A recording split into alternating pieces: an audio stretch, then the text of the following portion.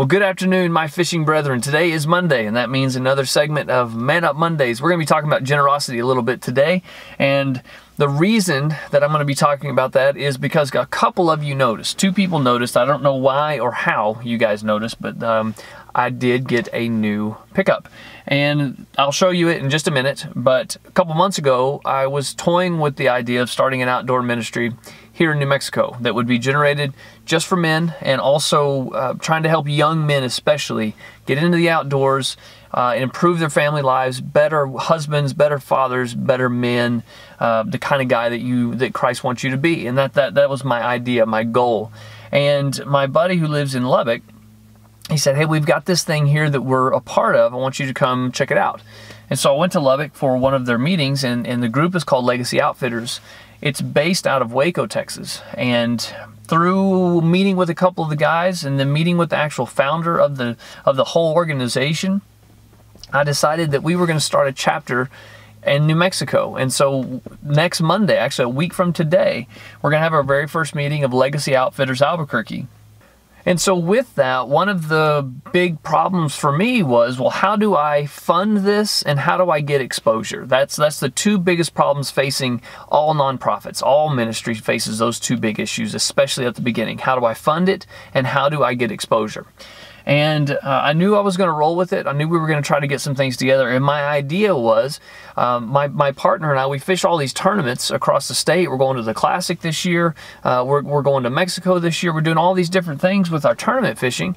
I thought, wouldn't it be cool if I had a truck and a boat all wrapped with my Legacy Outfitters stuff and all of our sponsors, and it was a way to sell advertising for one, and also, most importantly, it was a way to advertise for our ministry. So to get the exposure out there as well as get the funding we needed, we'd sell advertising spots on our pickup and our boat. And you guys have seen my old pickup and my old boat, so they're not really worthwhile or worthy of they're not really worthy of having a wrap on them. They're just old, and advertisers wouldn't flock to that. So I was kind of stuck. How do I get this train rolling, so to speak? I can go get a pickup.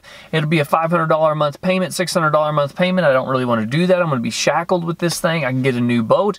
There again, $300 to $600 a month payment. You're looking at $1,200 a month just in a payment between a new boat and a new pickup.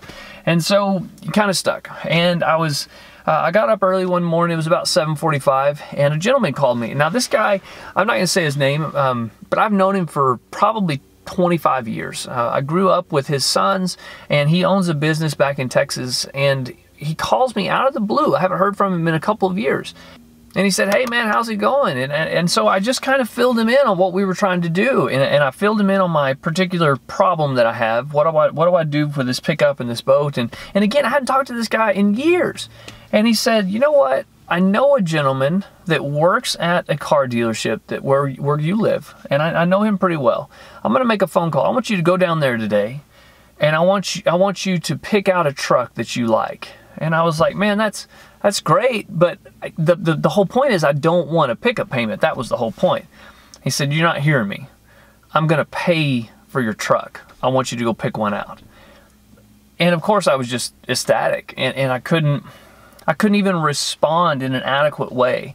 It was so amazing, and I did. I went down to the dealership, and my wife and I applied for this truck, and the guy wrote a check for it and just paid for it. It's amazing. On my salary, I never thought I would be able to drive a $35,000 pickup, and here we are. And yeah, it's used and it's a couple of years old, but it's a Chevrolet 2500 HD, and it's gorgeous, and I love it, and it serves exactly what I needed at the time. Gentlemen, we've got to be generous people. We've got to be generous people. Now, I love outdoorsmen, and I love fishermen, and I love hunters, but sometimes we are the most stingy, arrogant people because we want to protect what we have, and I get that. I really do. And no, I'm not trying to get all your secret fishing spots, but you know, if you want to send them to me, go ahead. But we are a stingy people. We kind of have ours, and we have this scarcity mentality that, man, if I start letting things go, everybody's going to go do that, or everybody's going to fish my secret spot, everybody's going to go hunt my elk, everybody's going to go blah, blah, blah. And we have this scarcity mindset. I mean, think about it.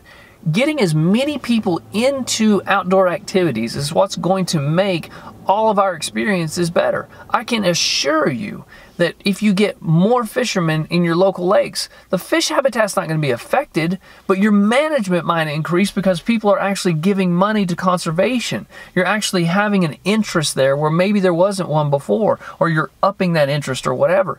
If you have an influx of hunters, there's going to be a greater movement to conserve those populations. And I promise you, if you take away numbers, you're going to negatively affect all the outdoor activities we enjoy doing. It's just a fact.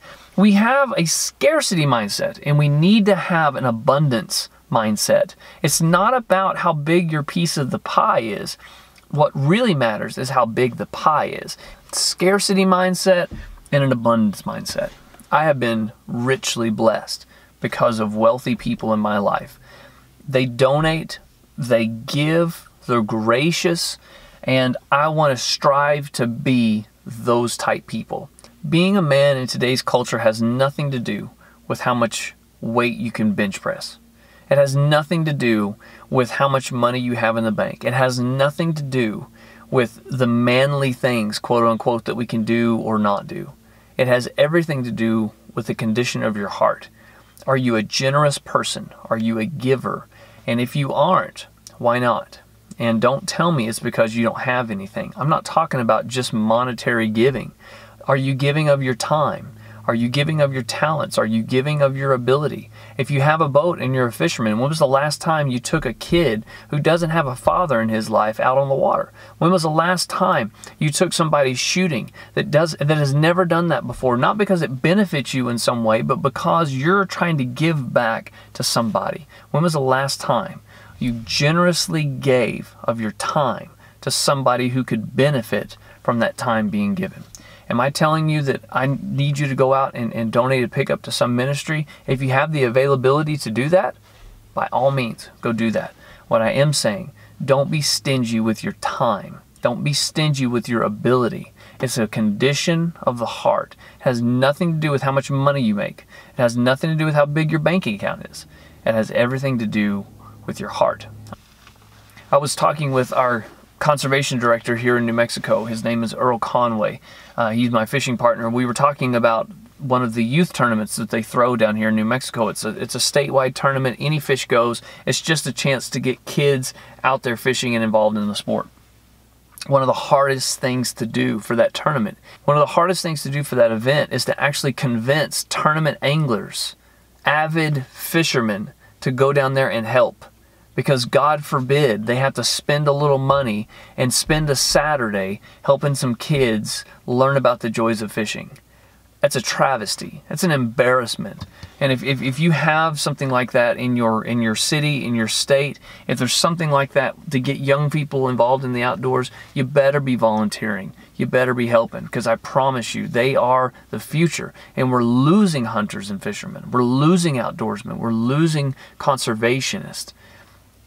And if you want those things to continue, you have got to help and support young people. Bass fishing's hard and expensive to get into. So is hunting. They're not going to be able to do it without your help. I hope that helps a little bit today. Hope that gives you an idea of some things that you can change going forward. But now, without further ado, let's check out this pickup. Beautiful interior. Really nice. About 60,000 miles. So yeah, it's gently used, but it's gorgeous. Black. 2500. I mean, it's just a solid truck. Z71 package, like I said, nicer than any truck I ever thought I would own, for sure.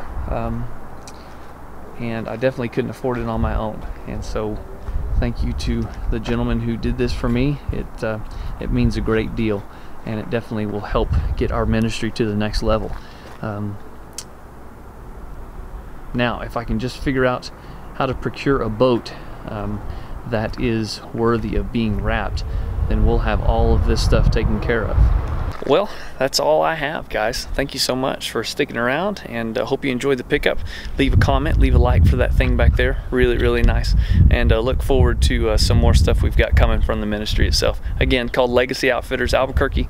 You can find that on Facebook. I'll leave a link in the description, and be sure to check us out. God bless y'all. Have a great, safe afternoon. We'll catch you next time.